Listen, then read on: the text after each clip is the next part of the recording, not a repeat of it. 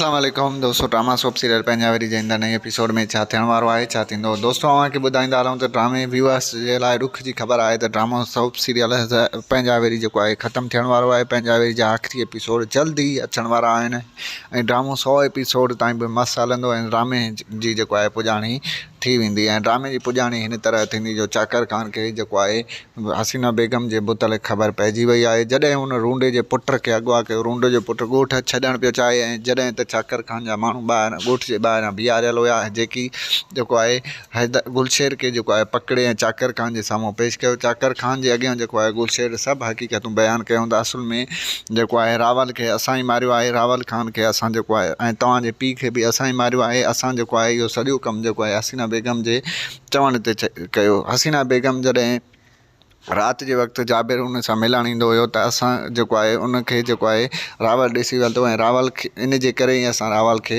हसीना बेगम जे चवण ते क़ैद कयो, क़तलु कयो। हुन खां पोइ जेको आहे चाकर ख़ान खे तमामु घणो गुस्सो अची वेंदो ऐं चाकर ख़ान ॻोठ ईंदो ऐं ॻोठ में जेको आहे हसीना बेगम खे जेको आहे चवंदो त तो में इहा उमेदु न हुई, तो ॾाढो बुरो कयो आहे ऐं हाणे तोखे इबरत जो निशान बणाईंदुमि, तो मां सभु औरतूं सिखंदियूं ऐं उहे कॾहिं बि अहिड़ी खिरियल हरकत न कंदी का बि औरत ॻोठ जी। ऐं उन खां अलावा जेको आहे चाकर ख़ान उनखे क़ैद करे छॾींदी ऐं हाणे हसीना बेगम जो बचणु मुश्किल आहे। ऐं होॾो दोस्तों तव्हांखे ॿुधायूं त रूंडे वारनि ते बि तमामु घणो बुरो वक़्तु अचण वारो आहे, बुरो वक़्तु अची वियो आहे। रूंडे खे बि जेको आहे चाकर ख़ान कोन माफ़ कंदो। रूंडो ॻोठ छॾणु चाहींदो पर ॻोठ जे ॿाहिरां सॼे ॻोठ ते माण्हू चाकर ख़ान जा बीहारियल आहिनि। जॾहिं त रूंडो ॻोठ छॾणु चाहींदो त ओॾीमहिल ई जेको आहे चाकर ख़ान वटि रूंडे खे पकिड़े ईंदा ऐं उते ई जेको आहे चाकर ख़ान रूंडे खे ख़तमु करे छॾींदो।